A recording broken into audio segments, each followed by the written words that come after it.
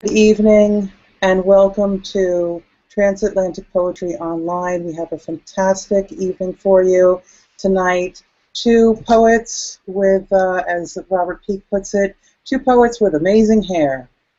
Jericho Brown in Atlanta, Georgia, and Yonatan Berg in Tel Aviv, Israel. Yonatan will be reading his poems in Hebrew. You'll be able to read them simultaneously in English. And we just want you to really enjoy yourselves. So, Yonatan, if you want to turn on, we're ready for you. I'm going to start your introduction. Yonatan Berg is the author of two poetry collections, Hard Sales, published in 2012, and Hours Next to the World, published in 2014. He's also a novelist, and his recent novel, Another 5 Minutes, just came out in 2015. He's the youngest recipient ever to win the coveted Yehuda Amichai Poetry Prize, and he's also won the Ministry of Culture Prize for Young Writers here in Israel. That was this year, the Haaretz Short Story Prize, and the Am Oved's Beginnings Competition. Berg holds an MA from Tel Aviv University and is currently writes for the newspapers Makor Rishon and Maariv. He is also a blog writer for Walla. From Yonatan's poem, The Unity, which he will be reading this evening, he has these lines. We travel in the openness of warm eternity. Heavenly voices announce a coupling as the quiet horse scallops heavenward. We travel with the rest of the world, with its atrocities, its piles of ruins, scars of barbed wire, traveling with ardor in our loins, with the cry of birth. Yonatan is a wonderful, wonderful poet, and now you can enjoy his reading of his poems. Yonatan, welcome. Hi, thank you, Rachel.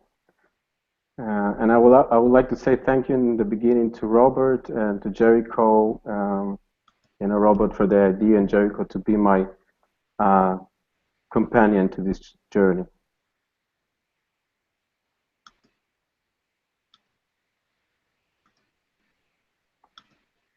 Rachel? All right. Go ahead. So I'm going to start with a poem called In My Return, which is, once the famous Palestinian poet Mahmoud Darwish said that a poet is a meeting point between a child full of wandering and, want to explore the world, and a very, very old and wise man. And this poem is just about the meeting between their two. It's coming back to the place I was raised in, a settlement in the West Bank, Orthodox place, trying to look at my childhood from a distance. אני חוזר לשם. גבעות נשפחות אל ים המלח, השמש מכבה את הסירה הקוצנית, רק הזית נותר לבעור בכסף נדיר. אבי יושב באפלה, כפית הדבש בפיו, אמי מחבקת עצמה בחושבה על הוריה הרחוקים. עצי הדובדבן מכוסים שלג ורוד. כלבי מביט בגעגוע על הצבעים, כל זה הולך לאפלה. בצד השני של העמק בוערת מדורה, כל פרוע מזרחי. מישהו הולך אל בית הכנסת, המואזין והירח והנביחות. רעד עובר בתאנה, אור זרוע בענפים. בשכחה הולכת וקרבה. כל זה עבר, חלף כהרף, נותר רק עד, אני יושב על מיטת ילדותי, הוריי נפרדו, כלבי מת, בית הכנסת נעול. אבל כמו נצח נרדם האור אל חמוקי הוואדי, הילד יוצא ממני, מתיישב מתחת לעץ, הרגבים בין האצבעות. אותו קיץ חם, מבשיל את האוויר ומזיז את העסיס. This is the first poem, and the second one will be a poem that I wrote to my mother, which is an Orthodox left right-wing woman from a settlement, very different from me. There's a lot of distance between us when I grew up. But this poem is trying somehow to overcome the distance and to be close again, to be her little child again, although we have such huge differences between us. It's an attempt to say, I'm your son, although all the differences and arguments we have. So, to my mother. You ask me, sorry, את שואלת אותי בעינייך, מניין הסתיו והפראות, מגישה לי מטפחת נקייה, תאנים בשלות. אני מתרחק כבר שנים ומוצא אותך לפני השינה, תוכבת את השמיכה בצידי גופי ושרה המלאך השומר על הנערים. איך להסביר לך את החיה המנהמת, אותו ורד הנעוץ בכל שעה, מחתים את האור באדום. חוטא בהרהורים, אני יושב לצד העץ ורושם את תנועתו, את הזית המוציא סביבו כוכבים. והנה מסמנת לי מרחוק לשוב. So, this is the poem to my mother in the settlement from my house in Tel Aviv. And the next one will be one of the hardest poems I wrote and the hardest one to read. I served in the army in a battle unit, and I faced some horrible things while I did it. And this poem is about one night that we were in Hebron, the old city of Ramon, a very spiritual place. And unfortunately, we had a battle with some terrorists, and they killed a few of my friends, and we killed them in the end. But the poem is about the morning after, when me and my commander had to go and take the bodies of these terrorists and take them to bury. And the poem is about the horrible thing of touching death from such a close distance. And it was a moment of break for me. I couldn't touch them, and this poem is trying to say something. The end of the poem is saying, I don't have a better image to this story, to our existence here. The bodies are dragged again and again. So, this one called אחרי הלילה של סמטת המתפללים. העניין איננו באור האפור והמרופט של 6 בבוקר, או הנביחות של הכלבים, מטורפים מריח הדם שנאלצנו לגרש. גם לא העייפות של לילה בתוך המוות. שתק. הצעקות בפלוגה למעלה, זיהוי הגופה, התחושה שכל זה היה צפוי. העניין הוא לא שהם שכבו שם אחרי שהכלבים נגסו בהם. פניהם הגלויים מעוותים לגמרי. הרקב מסתמן בפצעים, קרובים אחד לשני, לבושים שחור. האפר סביבם היה כהה יותר. לאחד מהם היה סוף של חיוך לא מרושע, לא נקמני, אבוד. העניין הוא שהתנדבתי, ושביש, הקצין, היה חבר שלי. אבל כשהגענו לשם לא יכולתי. פשוט לא יכולתי. עד היום אני רואה את ויש וחייל שעבר שם, מעלים אותם לספארי. הם נשמטים להם, נגררים. אין לי דימוי יותר טוב לכל הסיפור הזה. הגופות נגררות, נשמטות, שוב ושוב. So this is the third poem, and before the next one, which is also a poem that is about the settlement, the life of the settlement, the approach I have as an older man, on the place I grew up in. I would like to say that my childhood or my biography is a curse, and people will think the same.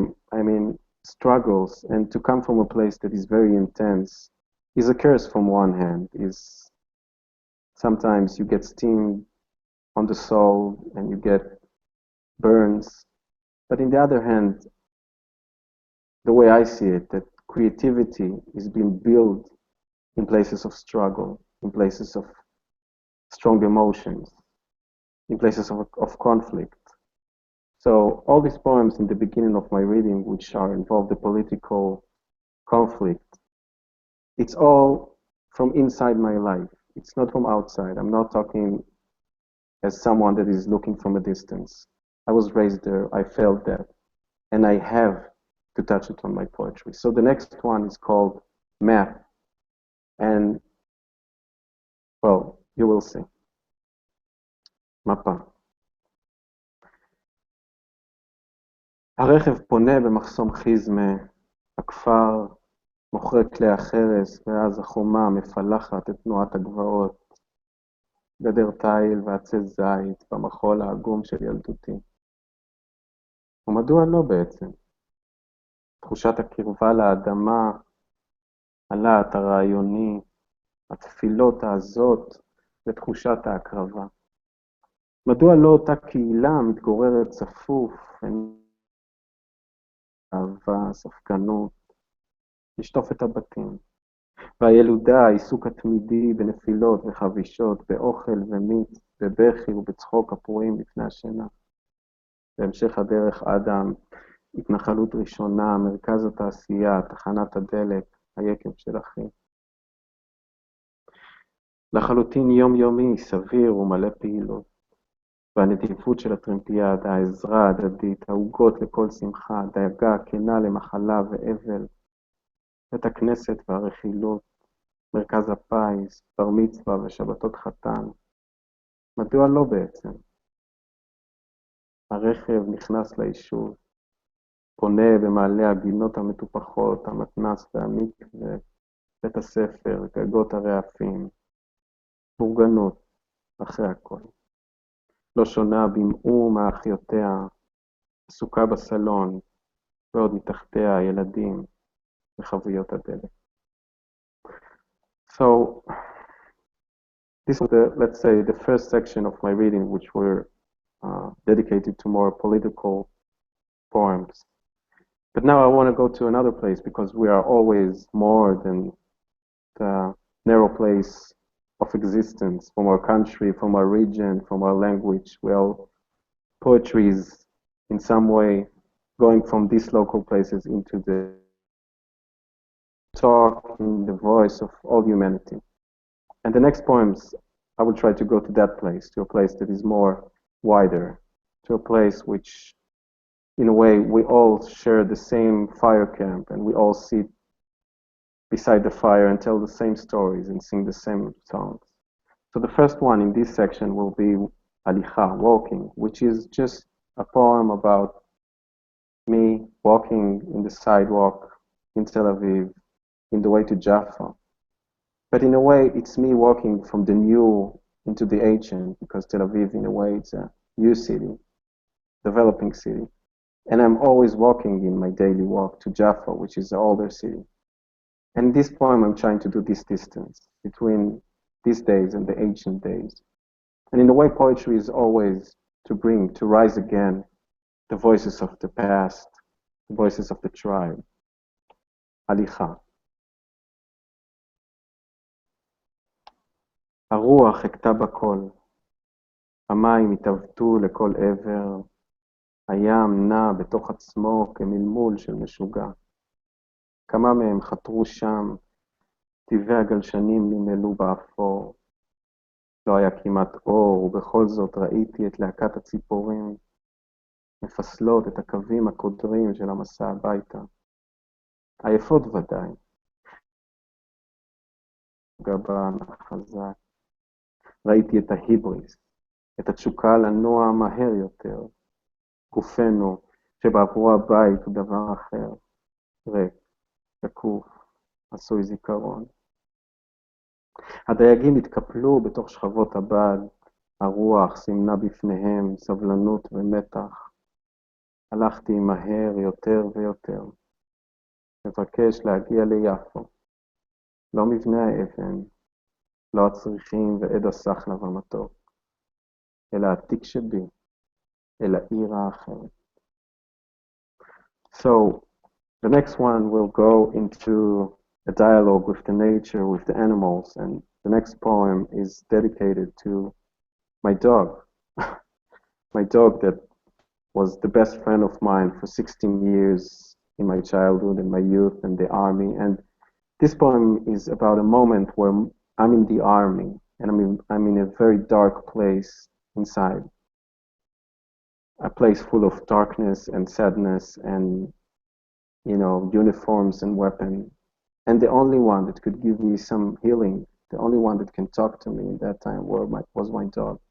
And this poem is just about me and my dog sitting in the time that I was serving the army. And it's about our friendship. And it's called Love.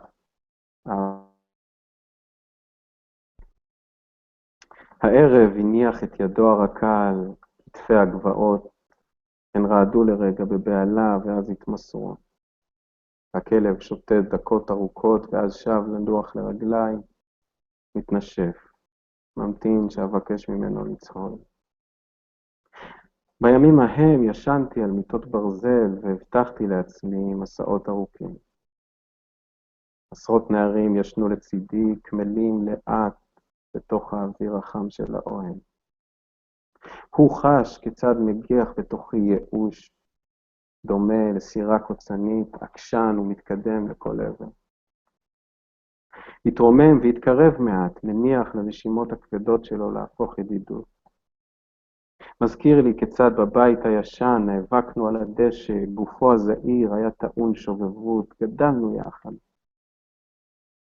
החושך הסיע קור מהסלעים. מהבתים עלתה להבת החשמל.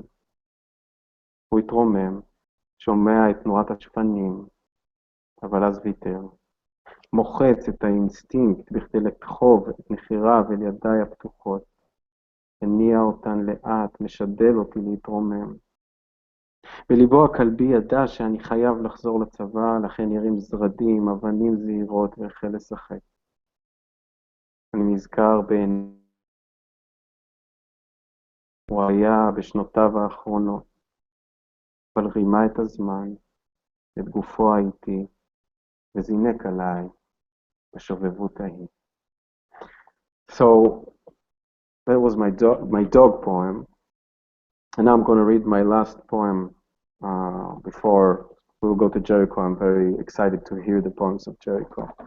And, well, I really don't like manifests of poetry and, poets and, all these letters that writers and poets send to the paper telling the prime minister what to do, and all this manifest about how you should write and how you should act. But I guess this poem is my only manifest to the world. It's a poem called Unity. And it's the manifest of understanding that we all go on the same road. Jews, Muslim, Christian, Buddhist, Hinduist, atheist. We all go on the same silk road of the evening, as I say in the poem. We are all together. We are all just one body that moves in space. We have no differences. We worship the same thing. We practice the same thing. So this is my only manifest, which is called Unity. And Unity I ask. נוסעים בדרך המשי של הערב, סחורות טבק ותשוקות מהבהבות בין ידינו. נוסעים חמים, עינינו פתוחות לראות, נוסעים בתהילים, אצל רומי ודברי האיש מן הגליל. פוצעים לחם תחת האלה, תחת עץ הבניין, תחת תאנת השומרון הכהה.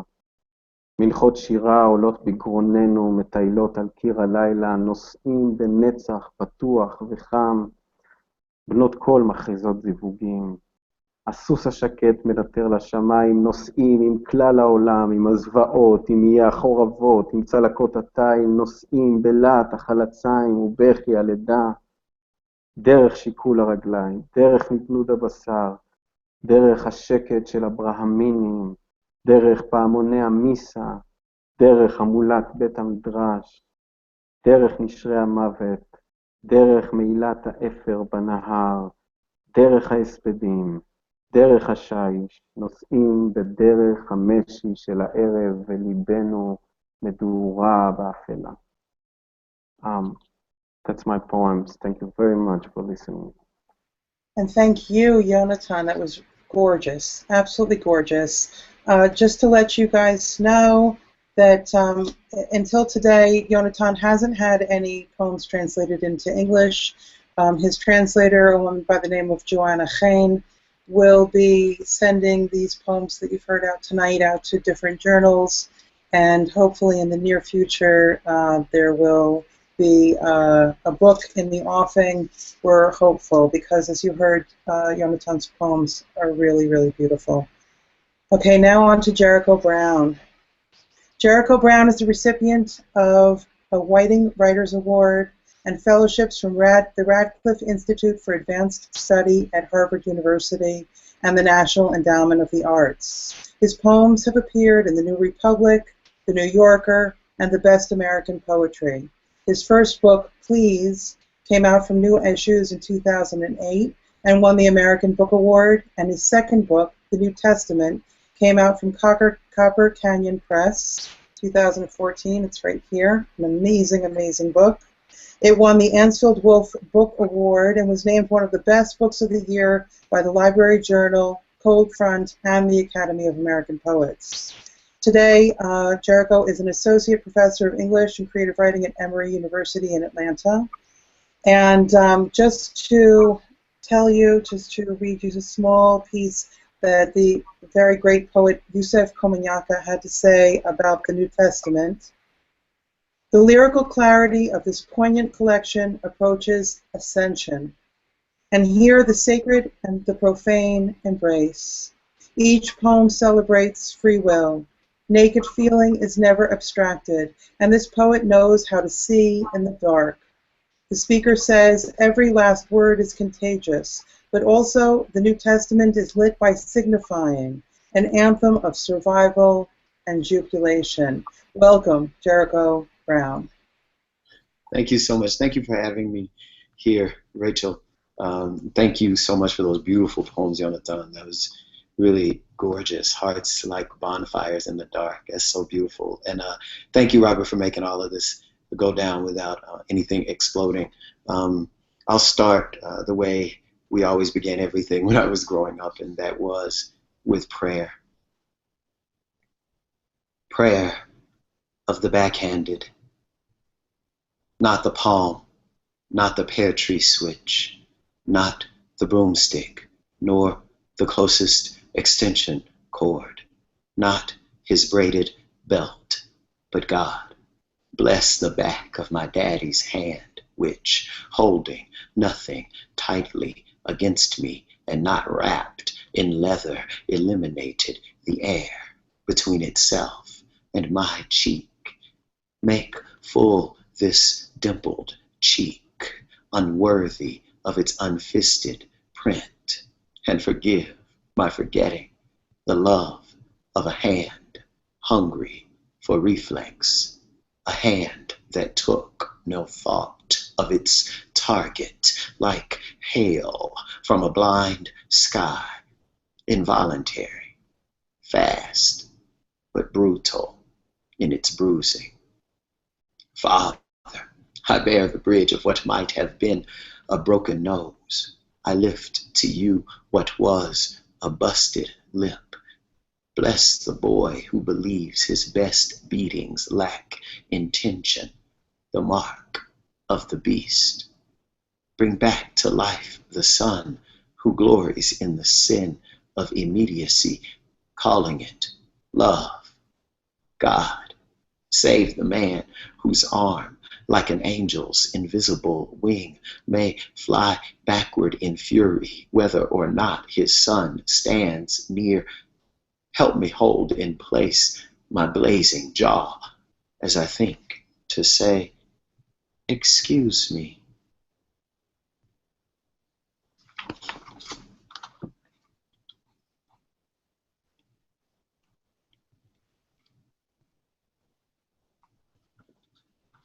Labor. I spent what light Saturday sent sweating, and learned to cuss, cutting grass for women kind enough to say they couldn't tell the damned difference between their mowed lawns and their vacuumed carpets just before handing over a $5 bill rolled tighter than a joint and asking me in to change a few light bulbs. I call those women old because they wouldn't move out of a chair without my help, or walk without a hand at the base of their backs. I call them old, and they must have been. They're all dead now, dead, and in the earth I once tended. The loneliest people have the earth to love, and not one friend their own age, only mothers to baby them, and big sisters to boss them around. Women they want to please, and pray for the chance to say please to. I don't do that kind of work anymore. My job is to look at the childhood I hated and say, I once had something to do with my hands.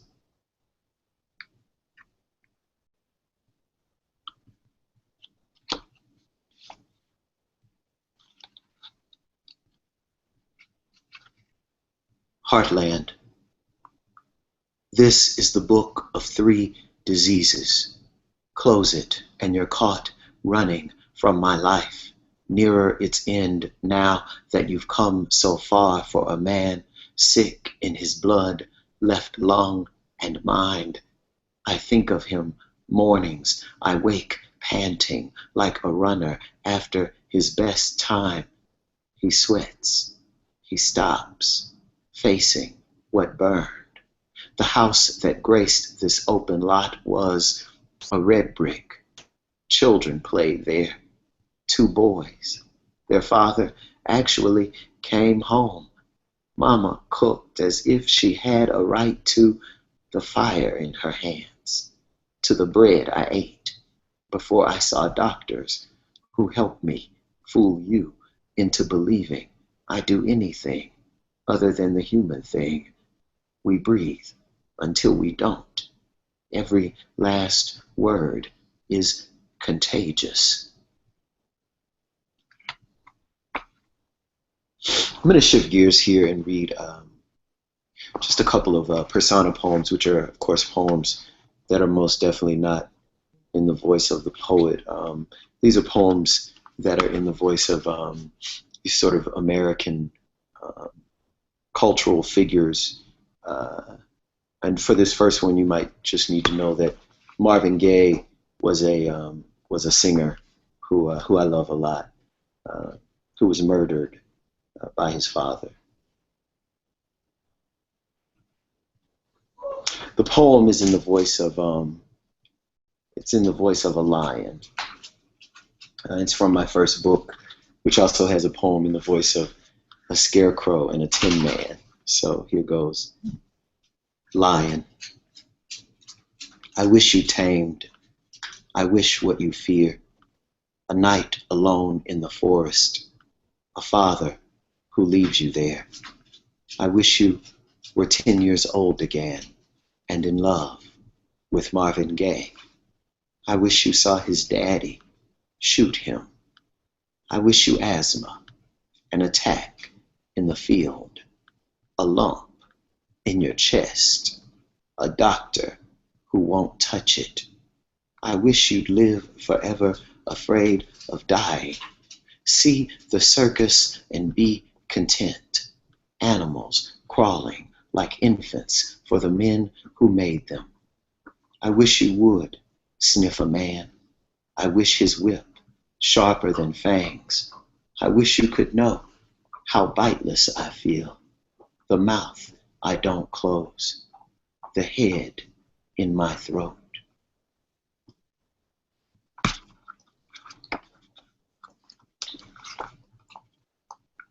This next poem is in the voice of Janis Joplin.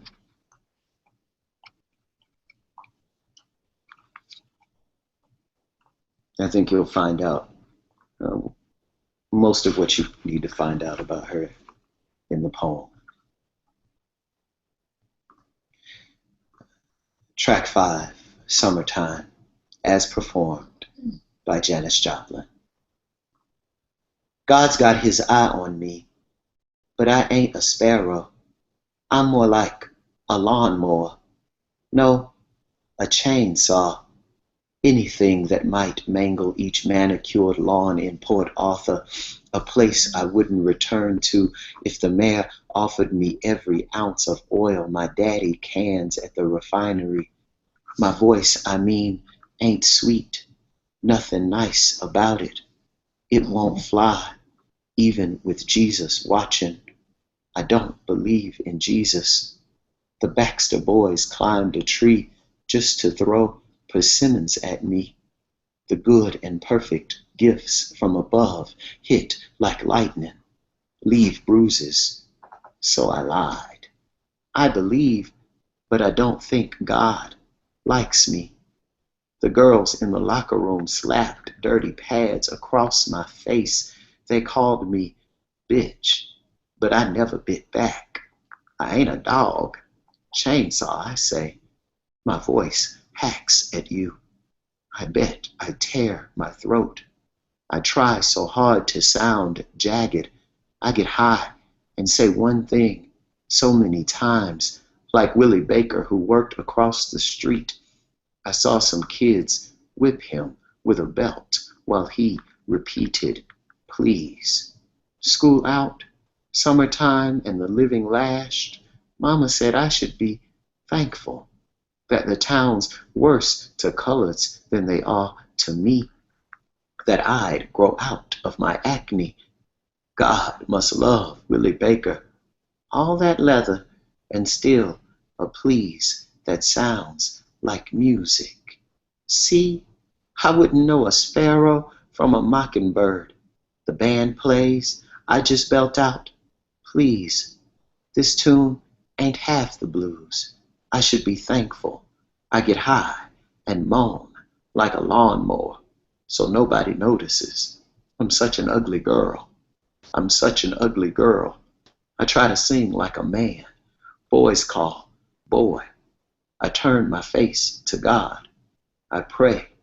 I wish I could pour oil on everything green in Port Arthur. And maybe just 2 more poems. Actually, I'll just read a section from a longer poem. This is part 5 of a longer poem called The Interrogation. Fairy tale.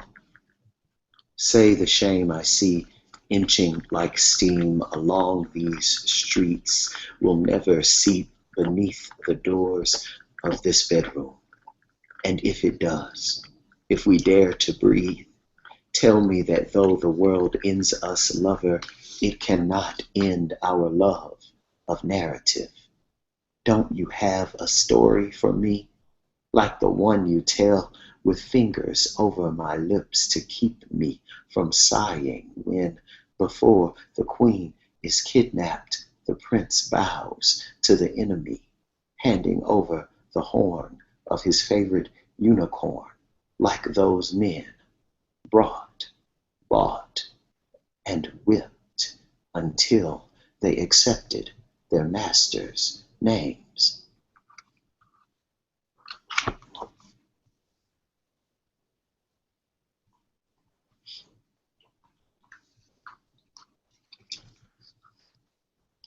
Heart condition. Heart condition. I don't want to hurt a man, but I like to hear one beg. 2 people touch twice a month in 10 hotels, and we call it long distance. He holds down one coast, I wander the other, like any African American, Africa with its condition, and America with its condition, and black folk born in this nation content to carry half of each. I shoulder my share. My man flies to touch me, sky on our side, Sky above his world I wish to write, which is where I go wrong. Words are a sense of sound. I get smart. My mother shakes her head. My grandmother sighs. He ain't got no sense. My grandmother is dead. She lives with me. I hear my mother shake her head over the phone. Somebody cut the cord. We have a long distance relationship. I lost half of her to a stroke. God gives to each a body. God gives every body its pains. When pain mounts in my body, I try thinking of my white forefathers who hurt their black bastards quite legally. I hate to say it, but one pain can ease another.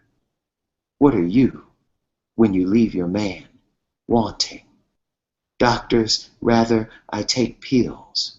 My man wants me to see a doctor. What are you when you leave your man wanting? What am I now that I think so fondly of airplanes? What's my name? Whose is it? While we make love, my lover leaves me with words I wish to write, flies from one side of a nation to the outside of our world. I don't want the world. I only want African sense of American sound. Him touching this body, aware of its pains. Greetings, earthlings. My name is slow and stumbling. I come from planet Trouble. I am here to love you, uncomfortable. Thank you. Thank you, Jericho. That was fantastic. Okay. So we have about 20 minutes or so to talk. And Yonatan, if you want to open up your microphone and your video, and the three of us can have a chat. Jericho, what's the dog's name? His name is Nato, and he could not handle not having a part of the show. You saw that, right?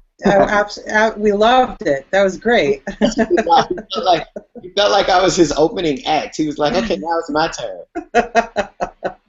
Yeah, move over. I know, right?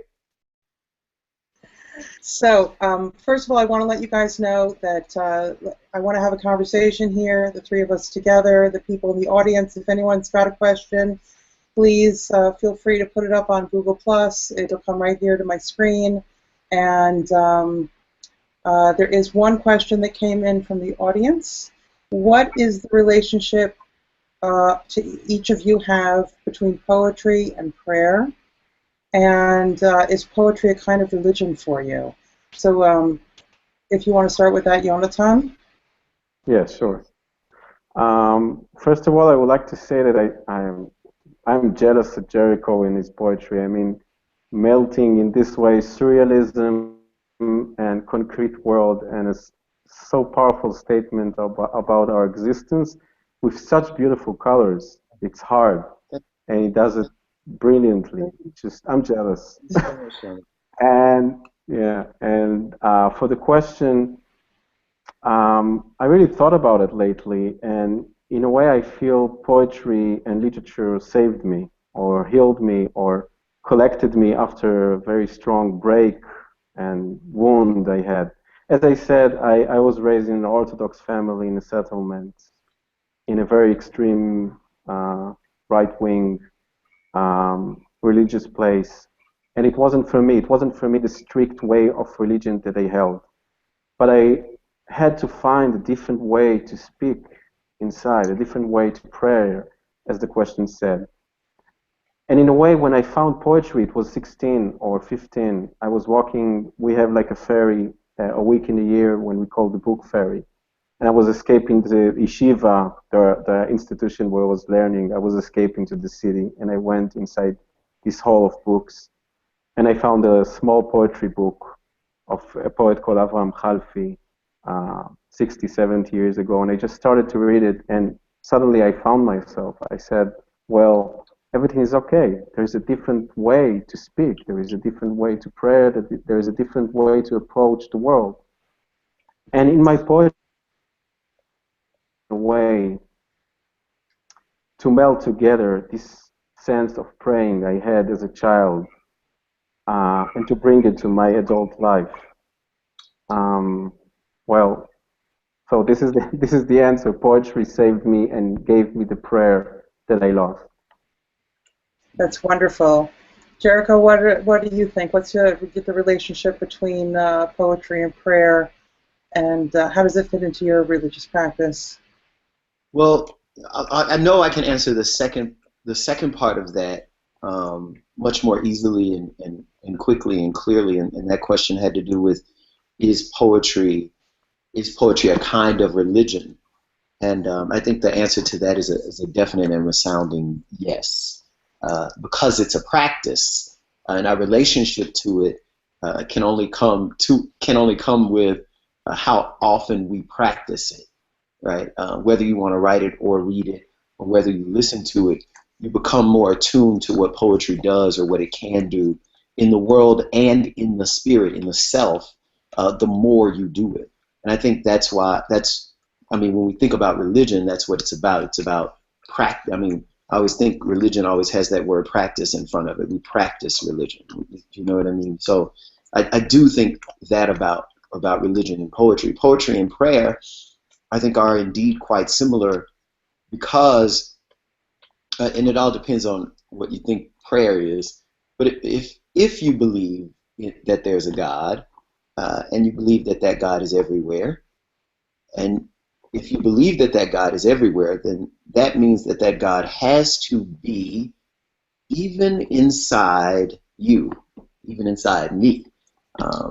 If we believe that God is indeed an omnipotent God.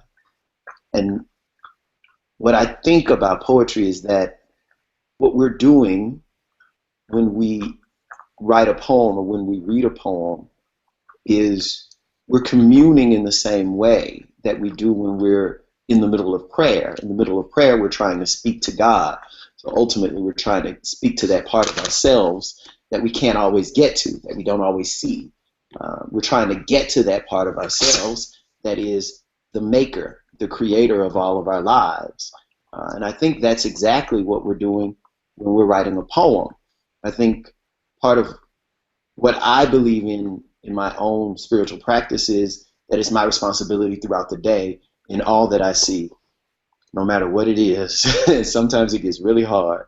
In all that I see, to find God in everything that I see. And if I can find God in everything I see, then that's similar to what I'm doing when I'm writing a poem, because when I'm writing a poem, I'm taking situations which may be celebratory or may not be celebratory, and I'm turning them into something greater than what they are, that more lasting, something that has a longer life than what they have. And I think that's like God. That's my answer to that question. Yeah. Well, that is the essence of your poems, Jericho, and that's really what makes them so beautiful. Y'all are so nice. We should do this every day. No, it's when you can find that essence of joy and that essence of magic, something beyond ourselves, the deepest part of ourselves, that works in a poem. When I thought of putting this broadcast together, and I thought of you two guys, it really wasn't the hair that made me think of the similarities between the two of you. It was more that both of your poems do go so deep, and they do have an aspect of holiness to them. Both of you come from very small provincial communities that limited you in many, many ways. Both of you, Yonatan spoke about it in the poem where he talks about being in the army and coming to this moment where he just couldn't do what he was being asked to do. Mm-hmm. Jericho, that first poem that I've heard you read so many times, with that deep and close image of the back of your father's hand. Both of you had to work beyond where you came from to become something different, to redefine who you are as men, who you are as human beings in the world. And I'm wondering if if poetry was the direction that you got to, if poetry was what helped you get there in this struggle, how did your poetic life fit into the struggle to define who you became as the poets you are today? So go ahead, Yonatan. Maybe you want to answer that question. Yeah.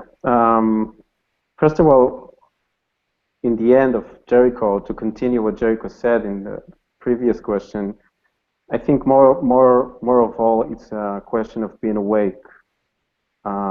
Being awake to things, to sounds, to human beings, to moments. And if we talk about practice, then the practice of poetry is being awake. And the biggest disease we have, I know in Israel, and I guess throughout the world, is going to sleep. Yeah. Becoming fat. Yeah. It's television, it's food, it's, sex, it's desire, it's money. It's all taking you down to sleep. And poetry is like this crazy man shouting, wake up, wake up. It's a lonely man shouting in the street, wake up. And, from time to time he falls down, from time to time he's in the dust, in the, next to the garbage cans, and people are, spitting at him or cursing him or just ignoring him. But he will keep on walking and saying, wake up. And for the other question, that's exactly the answer. I needed a way to wake up. I needed a way to wake up even in front of my family. Their ideals, their thoughts, the way they approach life. I needed to wake up. And I found this crazy man walking the street and shouting to me, wake up. And I just keep on walking with him. I walked with him in that street, and I just suddenly saw a light pouring at my family and the settlement and my life and the way I approach things.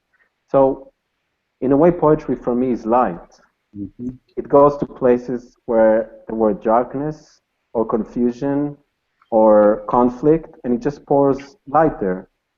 And I think that the moment you achieve this lamp, this sun, you can't go back. I mean, you become a student of that sun. You become a friend of that sun.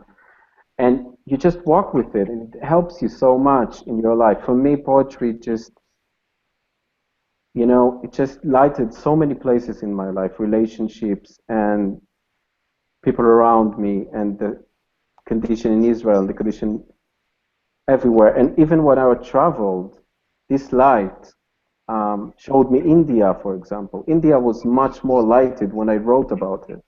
It just erased from the paper. So that's my question. That's my answer. It was a light that someone gave me the opportunity to see everything clearly. I don't know if I could answer that any better than what Yonatan has. I think that the only thing that I would add to that is that it's very true that, I mean, this is another way that poetry is like a religion. Everyone who loves it, everyone who is a poet, or everyone who reads poetry, all the other people in the world look at them like, what's wrong with you? And we often treat people who are a part of some sort of religious sect or some sort of a culture, we're like, why are you doing them? What is wrong with you?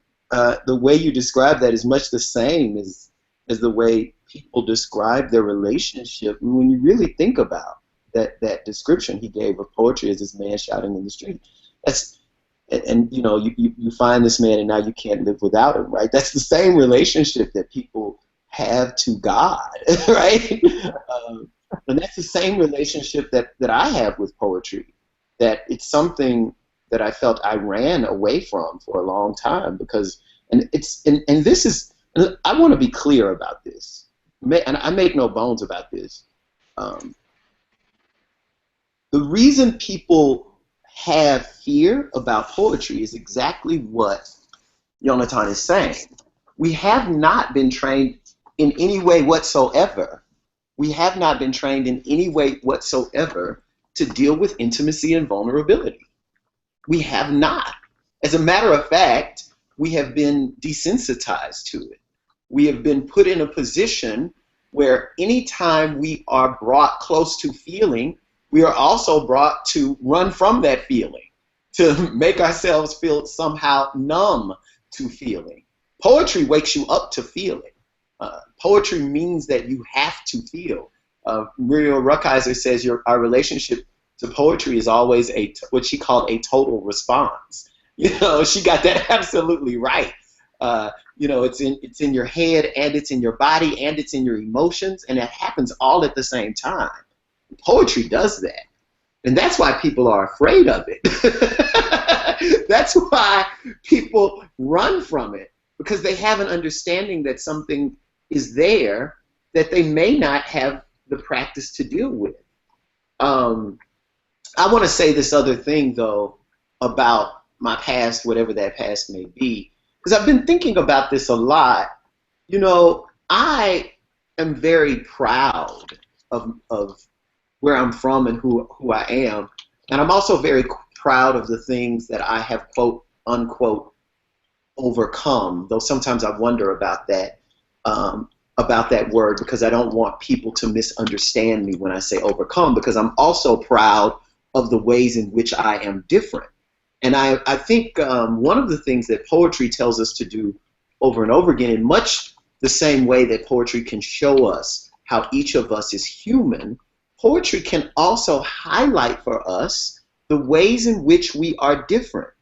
And it can put us in a position where we appreciate one another's differences. And that's what I love about poetry so much. That poetry, I mean, you know, from Shakespeare all the way to Stevens, there was no plan that I would be reading, enjoying, and understanding their poems.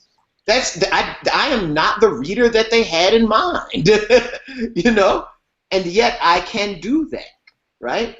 And I have the same expectation when I write my poems, that somebody who is not like me will get something from those poems, right? And have some sort of appreciation for difference that they may not have had before. So that's really important to me. And I think that whenever I do write about where I'm from or anything that I've been through, I think of those things as things that I'm using in the poem, not necessarily as things that I have had to have in order to write the poem. Now, whether or not I've had to have them, I don't know. But there are a lot of things I would have rather not done, and I would love to believe that I have the soul of a poet any way you look at it. And that if my life had been completely easy, I still would have written really nice, easy poems. Absolutely, absolutely. Okay, this has really been fantastic. Do you guys have questions you wanted to ask each other? I mean, here you are, you're 8,000 miles from each other, and yet both of you understand that what is the factor between Shakespeare and Stevens that's exactly the same as their humanness, and it's the humanness that that brings us to the page, and it's only the human element that allows the poem to gain all of that, to be felt and heard and understood on that deep level. Why don't we talk a little bit about music and poems? Where you start a poem, what's part of your process. Yonatan, when you sit down to write, do you start from the idea? Do you start from the sound? Where do poems start for you? Well, let's not make Yonatan go first every time, because he'll never forget. Okay. Poor guy. Go ahead, Jericho. I'll just say, I mean, because music is really important to me.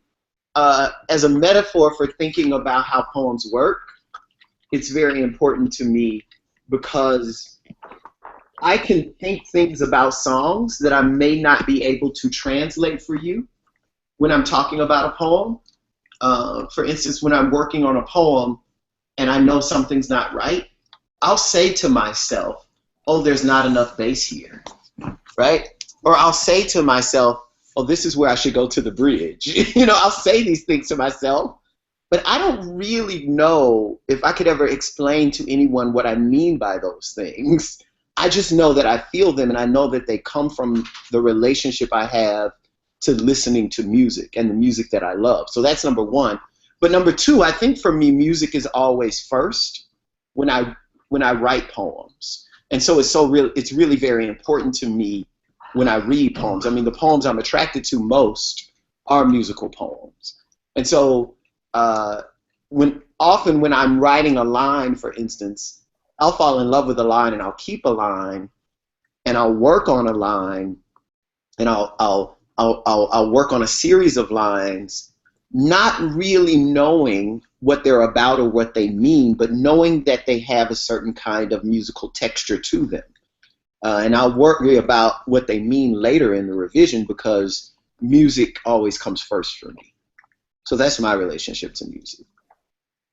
Well, I think we thought we found the first difference between me and Jericho, because until now we're like brothers, serial brothers. So actually, for me, music is second place, because the first thing I think about is the idea, the thing I want to say. And for me, I don't know, I would like to say something about poetry in Hebrew. And in a way, you can separate to two sections. I'm doing it a very rude way, but poets of language and poets of idea. And poets of language sometimes, for me, fall in love too deeply with the language and the music inside the language, and they lose the chance to say some philosophic or historical statement. And for me, always I go to the poem wanting to say something, but the music comes in a different place. It comes inside of me, because always when I write poetry, there is a different music inside of me. I mean, I go into a place of music. I go into a place of harmony. So the music, in a way, is conquering me. Even if I go first place to the ideal, what happens to me is that music is the idea send me to a place of music inside of me. And then the music is just building on the ideal and, in a way, upcoming him. And this is my question, but I want to say something more about all these broadcasts. We have some hard times in Israel, like we always have, but the few last days were very bad. And I was in a depression.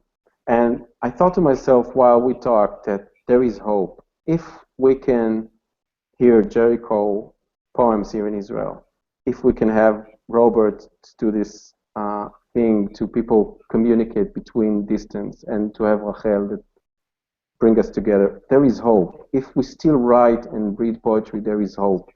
And maybe this is the biggest thing poetry can give us. I mean, there is still hope. In Israel, so many days, so many hours, you feel that there is no hope. It's just everything is closing on you, and from occasion to occasion, from violence to violence. And I just so happy we had this hour, because it filled me with hope. And if I have hope, and I can go to the street in Israel and give this hope, and someone will meet me and will get the hope and give it to another man. And that's the only way to beat the violence we have here. It's true. Poetry truly feeds us all. Thank you so much to poets Jericho Brown and Yonatan Berg. I'm Rachel Heimwitz. I forgot to introduce myself in the beginning, so to anyone who doesn't know me, hello. And we're going to finish tonight, but I want to just thank the poets so much. But I especially want to thank Robert Peake, sitting in London, who has made all of this possible for all of us. This has been a wonderful, wonderful broadcast, and thank you guys so much. And I'm going to say goodnight and Lila Tov from Israel. Great. So can we just announce the upcoming broadcast as well? Okay, sure. Transatlantic Poetry is going to be on September 27th, and it's going to feature Liz Berry and Dennis Smith. Liz Berry and Dennis Smith. And September 27th. on September 27th. So come back and see Transatlantic Poetry, two wonderful poets again on September 27th. Good night, everybody. Bye-bye.